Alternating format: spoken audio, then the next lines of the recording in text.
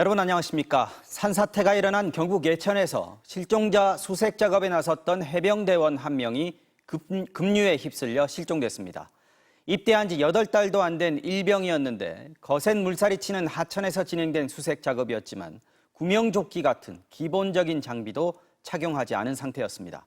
가족들은 현장으로 달려와 오열했습니다. 이도훈 기자입니다. 거센 물살이 흘러가는 내성천 보문교 인근입니다. 오늘 오전 9시쯤 해병대원들이 이곳에서 수색 작업을 시작했습니다. 폭우로 실종된 주민을 찾기 위해서였습니다. 당시 물살은 수륙 양용 장갑차도 들어갈 수 없을 만큼 거셌습니다. 해병대원들은 손을 맞잡고 한 줄로 늘어섰고 대열을 맞춘 채 하천을 거슬러 올라가며 수색 작업을 벌였습니다. 그런데 이때 하천 바닥이 무너지면서 해병대원 3명이 물에 빠졌습니다. 이 가운데 2명은 물 밖으로 헤엄쳐 나왔지만 나머지 1명은 급류에 휩쓸렸습니다.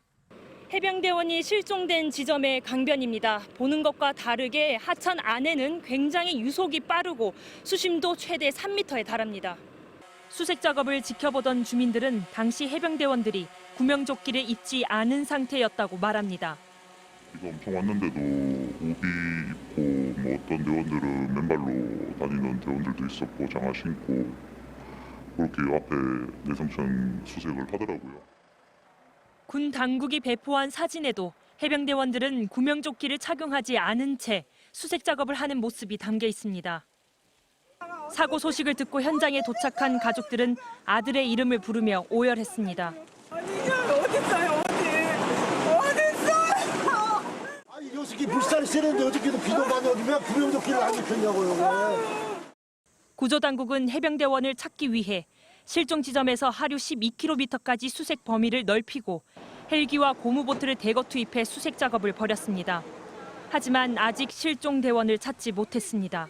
선몽대 앞 지점이 최저 유속과 최저 제일 얕은 수심 지역이라서 퇴적이 가장 잘 되고 가장 저희들이 발견할 수 있는 가능성이 높은 포인트라서. 안동댐과 이마댐, 영주댐이 수문 방류를 일시 중단한 가운데 구조당국은 밤샘 수색 작업을 벌이기로 했습니다. MBC 뉴스 이도훈입니다. 경북 예천에서는 오늘 실종자 2명이 추가로 숨진 채 발견됐습니다. 연일 퍼붓던 폭우가 소강 상태에 들어가면서 대대적인 수색 작업을 벌였지만 아직 실종자 3명은 찾지 못하고 있습니다. 박철영 기자가 보도합니다. 도로 한쪽이 포탄을 맞은 것처럼 완전히 떨어져 나갔습니다.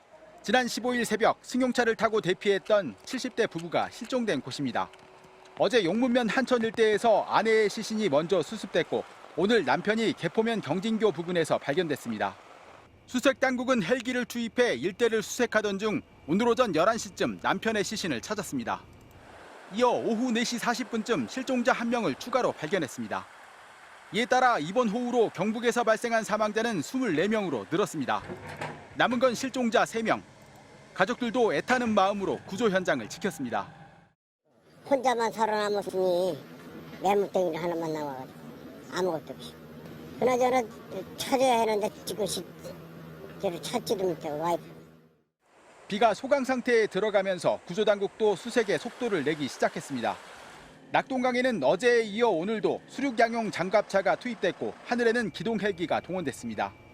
하지만 아직도 토사에 파묻힌 현장이 많아 수색에 어려움을 겪었습니다. 구조대원들은 30도를 훌쩍 넘는 폭염과도 사투를 벌여야 했습니다. 상류에서 밀려 내려온 돌, 바위들, 진흙들 그리고 나무들이 많이 쌓여 있다 보니까 그것들을 저희가 중장비를 동원해가지고 일일이 다 제거하면서 실종자를 수색해야 되는. 구조당국은 안전을 위해 야간에는 작업을 중단하고 날이 밝는 대로 수색을 재개할 방침입니다. MBC 뉴스 박철현입니다. 바위와 흙으로 뒤덮인 산사태 피해 현장은 복구도 쉽지 않습니다. 순식간에 삶의 터전을 잃어버린 주민들은 언제 다시 집에 돌아갈 수 있을지 막막하기만 합니다. 며칠째 대피소에서 먹고 자며 힘겹게 복구에 나선 이재민들을 재은효 기자가 만나봤습니다. 마을을 둘러싸던 산 한쪽 면이 폭우에 쓸려내렸습니다. 뽑히고 부러진 나무들과 굴러든 바위 덩어리들만 나뒹굽니다. 지붕만 겨우 남은 집. 토사가 집안 가득 들어차 흔적조차 알아보기 어렵습니다. 17년 전 아내와 둘이 귀농한 마을 이장 이창진 씨. 한순간 주저앉은 보금자리에 눈시울이 붉어집니다. 잘 살 기라고 이렇게 생각했는데 이런 일이 벌어지니까 저들한테 짐이 되는 것 같아서 가슴이 아픈 거지. 나 지금 물 뿌리고 뭐 빈손이고 아무것도 할 게 없으니까. 애지중지 농작물을 키워온 텃밭도 흙더미로 변했습니다. 이곳은 원래 고추를 키우던 텃밭이었는데요. 토사에 휩쓸려 흔적도 찾아볼 수 없습니다. 하루 종일 흙을 퍼내도 끝이 없는 복구 작업. 찌그러진 냉장고와 옷장. 무너진 집에서 겨우 건진 건 이불과 옷가지뿐입니다. 맥없이 무너진 비닐하우스도 뼈대만 앙상합니다. 차로 15분 거리인 이재민 대피소. 지원 물품이라고 해봐야 끼니 때마다 나오는 도시락과 담요, 생수 정도입니다. 며칠째 텐트에서 먹고 자는 사람들의 표정엔 근심이 가득합니다.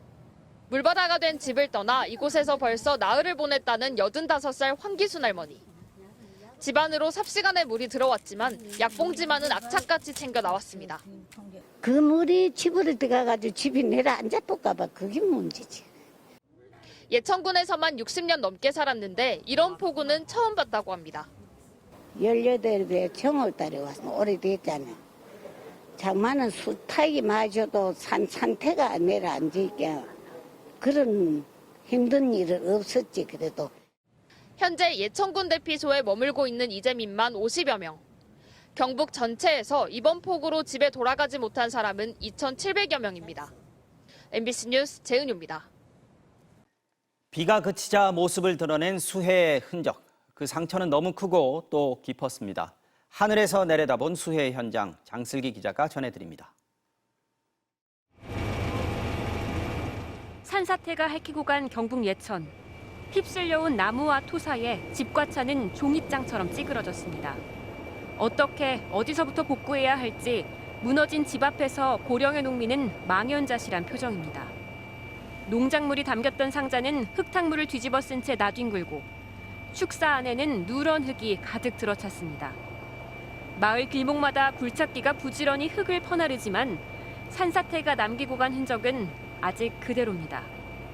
힘없이 무너진 다리와 도로 옆으로는 아직도 흙탕물이 빠르게 흐르고 있습니다. 물 위로 나무 머리만 빼꼼히 보이는 낙동강에선 실종자 수색 작업이 한창입니다. 어디가 강이고 어디가 침수된 곳인지 구별조차 힘든 농촌 마을. 끊긴 제방 사이로 터져나온 흙탕물 흔적이 당시의 급박함을 보여줍니다. 비닐하우스는 물살에 뼈대만 남았고 논밭과 도로, 공장은 흙탕물에 모두 잠겼습니다. 베어놓은 듯 무너진 또 다른 제방. 과자처럼 바스러진 도로 옆에선 언제 끝날지 모를 복구 작업이 막 시작됐습니다. 터널 천장까지 물이 들어차 14명의 사망자가 발생한 오송지하차도는 이제 텅 비었고 저지대라 온 마을이 잠겼던 강내면에선 물에 젖은 물건을 정리하고 가재도구를 말리는 모습이 보입니다. 주말까지 이어진 집중호우로 침수된 농경지는 여의도 면적의 100배가 넘고 피해를 본 시설도 2천여 건이나 됩니다. 정부는 오늘 호우 피해가 컸던 경북 예천과 충남 청양, 세종 등 13곳을 특별 재난지역으로 우선 선포했습니다. MBC 뉴스 장슬기입니다.